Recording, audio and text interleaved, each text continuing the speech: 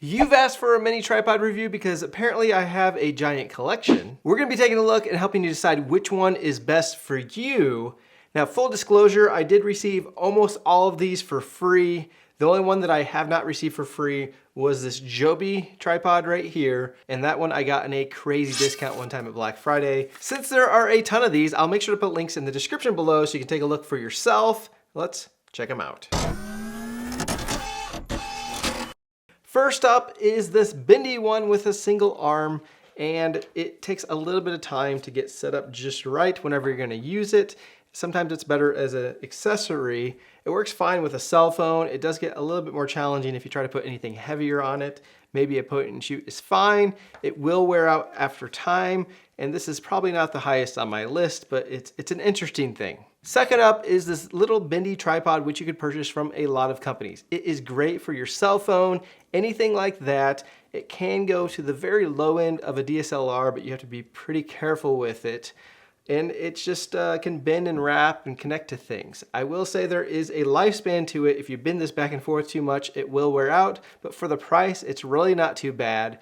If you're primarily a DSLR shooter and you need a tripod for sure, this probably isn't gonna be quite enough for you, and you'll probably want something a bit more. Next up is this Baeey Tripod, I believe is how it's called. It is super lightweight, and it kind of looks like a mini version of those larger tripods. The reason why I'd recommend this, it is super budget friendly. It's only about $15, and I'll put a link in the description below. I have used my DSLR on it. Again, I would probably only do that on the lowest setting to be careful with it, but you can extend this actually pretty decently. Again, you're not gonna stand up with these mini tripods and use them, but you can get some height out of it, especially if you're using your cell phone, a little point and shoot, or maybe a mirrorless with a small lens on there. This thing does not have as many configurations with the legs, meaning you're not gonna be able to put it on uneven surfaces and be able to move them around. They're locked together, but this is a very budget-friendly, very light setup with a little bit more bulk than some of the other options. Next up is the PolarPro Apex tripod, which I had in my hands previously, and I actually sent it back, and let me explain why. This is actually a pretty good tripod, but there's two variants of it. One variant has a built-in ball head, which I did not like, that can only handle 3 pounds. And I had some struggles with my ADD and be able to hold that still, and it would start to drift on me even if I cranked down on it. The other thing is the legs didn't extend at all, and so on some uneven surfaces, it was hard to get that thing with that tripod, ball head, all aligned where my camera wouldn't tip over.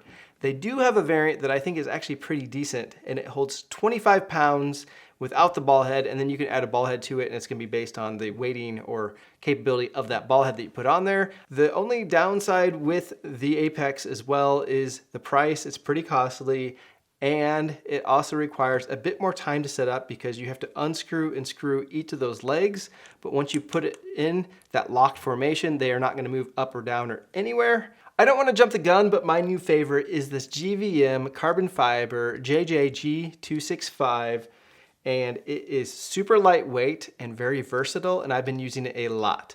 The con is it's probably the most expensive one out of this bunch here, but let me show you why it's pretty useful. So the legs themselves do telescope. It's not gonna get super big on you, but they do telescope, which has come in handy as I've used it, and it is extremely light.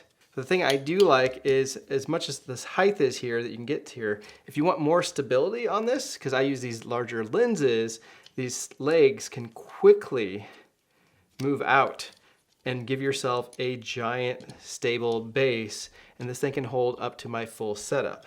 And if I want a little bit more height out of it, I can just unscrew the ball head, stick on this piece right here, reattach the ball head, and this is pretty quick motion. You can even keep it stored like this in your backpack. And you have quite a bit of height actually out of this. It's pretty sturdy, and I was able to do awesome time lapses or long exposures with it just fine. I put it all over rocks. I've been using this thing a lot. Very versatile, very lightweight, and so far with the carbon fiber, I haven't had any issues. It does come with a case that you can use to carry it around with if you'd like. I don't use that too much, but it's small enough that you can put it in your backpack with this as well, or you can have it just attached to the outside. And it came with some extra little accessories that you can screw in. Each of these have little 1/4-inch mounts too, so if you want to put a light or a phone or something else on here, you can do that as well. But this is my new favorite. There's a slight different combo that I'll talk about soon that maybe makes this even a little bit better. Let's get to that. Next up is the one that can hold the most amount of weight in my lineup, which is up to 100 pounds, and this is the SwitchPod. The pros of this is the weight capacity. It's gonna be limited based on the ball head that you put on here, and it's also super quick. You can have it packed in your bag. You just whip it out and you're good to go. The other thing is, look how small this thing is when it's packed in your bag. It is super small. You can barely see it when I'm holding it here. You may get a couple questions in the airport if you have this in your luggage. I've had my luggage looked at a couple times, but it's all worked out okay. The downside with this is the fact that it's rigid. So if you're gonna be out there vlogging with it, which is great for vlogging and holding it out there, you throw it down, you're gonna need a flat spot to put this on because you can't extend the legs, you can't move the legs or anything like that. But that's not a knock on this, it's just that's what this tripod does. It does a couple functions really well. The last one, which a lot of people know about, this is the Joby 5K. This is one of those bendy tripods you can put in any sort of configuration and angle. It's a fairly quick setup. It's actually a little bit bulkier and heavier than a lot of the other ones that I have here. I will say as a pro, the Joby 5K ball head is my favorite ball head. I know it's a little bit bigger and heavier than some of the other ones, but it is my favorite ball head to use, especially if I'm doing night photography, star lapses, different things like that. It's just great to work with, and it works great with my Peak Design Arca Swiss plate here. Really quick and easy. The downside with all the Jobys, other than being a little bit heavier, a little bit more expensive, is that these legs will eventually wear out. This one I use here and there, which means that the legs haven't worn out yet, but it will eventually, so you have to keep that in mind if you choose the Jobys. They are great tripods, but that's the only thing is they will wear out eventually. So out of the bunch here, my absolute favorite right now is this GVM tripod. And if I can make it even better, I pull this Joby ball head off of this one, put it on here, and that is my combo for my ultimate mini tripod. Now that is the most expensive combination, if you could imagine, out of all these.